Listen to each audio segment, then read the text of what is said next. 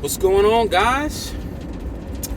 Here on a beautiful Monday morning in Myrtle Beach, South Carolina. It's going to get up to 60 degrees today. That is very welcoming weather for me. Wanted to talk a little bit about work ethic today. While working in the HVAC trade for about, I want to say 5 years. I've been just, noticing a lot of work ethic issues. I've been going on a lot of calls, last weekend, Saturday and Sunday, I got home around 1 a.m. and I start my first call around 8 a.m. So that was 2 days in a row working like that. And most of my calls were calls that could have been avoided and should have been avoided. I had calls where people weren't wiring things up right. They have everything, they install something, make sure it's working in AC, but maybe not testing the heat, or testing the heat, seeing that it doesn't work, and then just saying, oh, well, okay. Somebody else will figure it out. I had maybe 60% of my calls last week were calls where it just wasn't wired up right, and it was just having to move the wire from the W2 terminal to the W1 terminal. If you don't know how HVAC heat pumps work, they have the mode where your reversing valve switches to produce heat.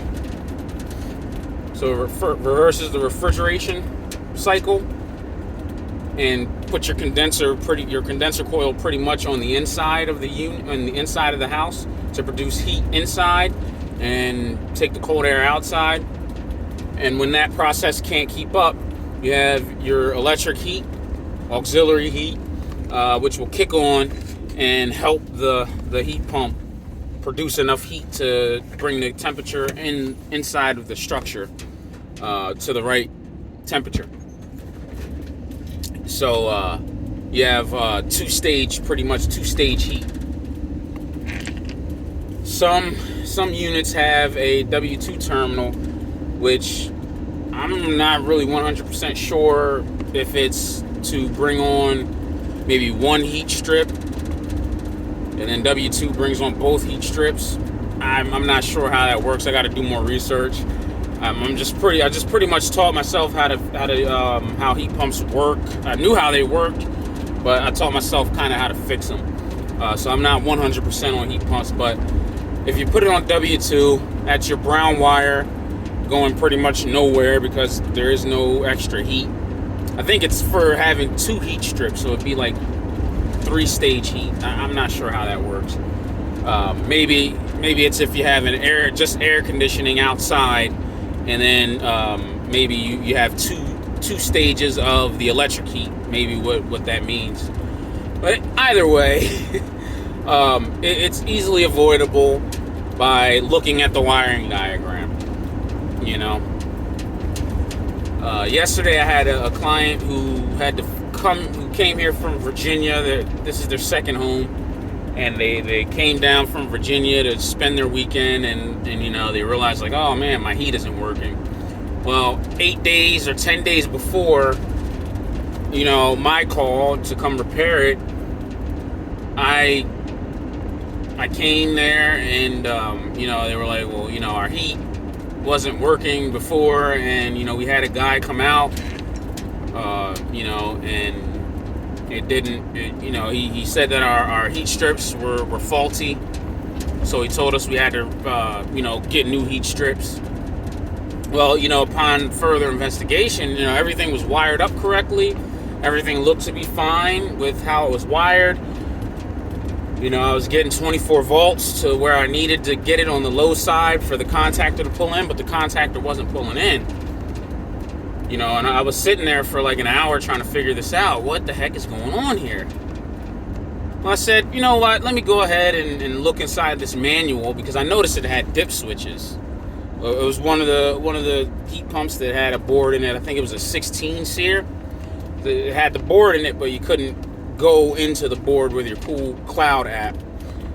So I pick up the manual. I start thumbing through it. Get to the heat, the electric heat section, and I see that you're supposed to take these dip switches and put them in a certain position so that it tells that board to turn on the heat strips in auxiliary or emergency.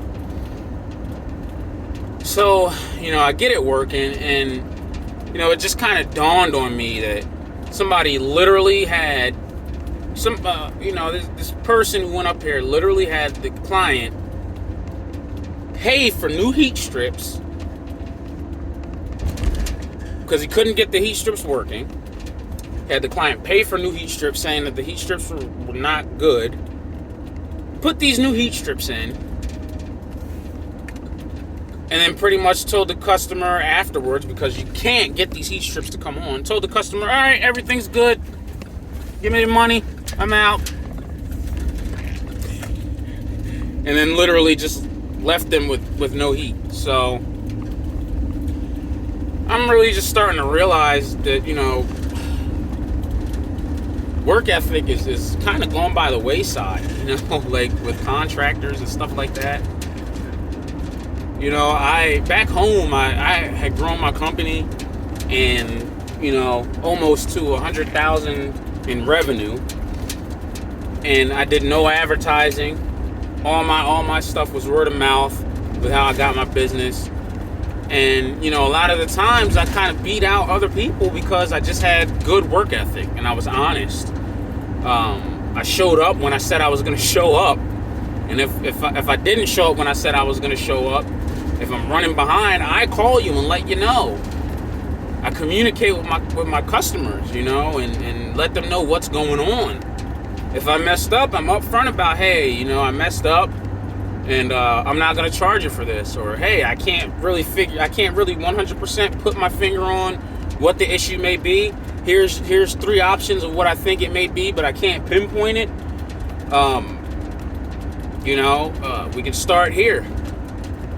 And that's just the kind of guy that I am. I believe in good work ethic. I believe in being honest with people. And it seems like a lot of that has fallen by the wayside.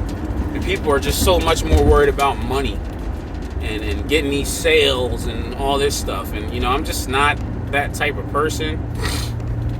If one of my guys screws something up, and I come behind them and I fix it, I'm not charging that customer for that.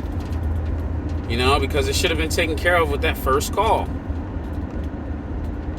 But if you're one of those guys that are out here charging people for stuff that was your company's mistake, or just not showing integrity or having good work ethic, then shame on you, man. That you're the people that make people so defensive and scared to even deal with contractors and companies.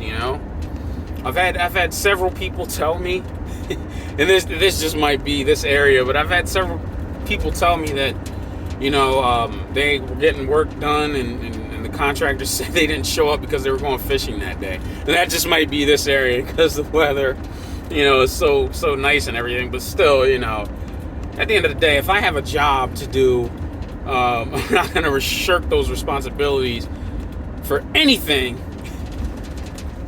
rather than like some kind of emergency or family issues or something. Like yesterday, I had to call my boss and tell him, hey, I told you guys I needed to be off. My wife has to go. But, I communicated that, and I communicate with people. So, I just wanted to rant a little bit about people's work ethic and how crappy I think that is in the service industry. When I had my company, my thing was 100% customer satisfaction, unless you're crazy. If you're crazy, I'll give you your money back, tell you go somewhere else, because I don't deal with crazy. But the normal customer, if you communicate with them, a normal person will work with you. If you're honest, like, hey, I don't really know how to work on this thing, but I can do my best, and if I can't figure it out, I won't charge you. Usually people pay you anyway. hey, your service fee or whatever, just because you're honest. And that's how you create a lifelong customer, and that customer will probably spend, tens of thousands, if not hundreds of thousands, depending on what you're into, hundreds of thousands of dollars with you over time, instead of you getting that quick, $180 repair for something, and it didn't work. So just wanted to give you guys a little rant. One of the foundations of my company, getting ready to restart my company here, but one of the foundations that I have written down is integrity is important. I want to make sure that we're a place that when we say, hey, you need this, that's something you can trust. So, end rant. Hope you guys have a great rest of your week, and get out there and make some money.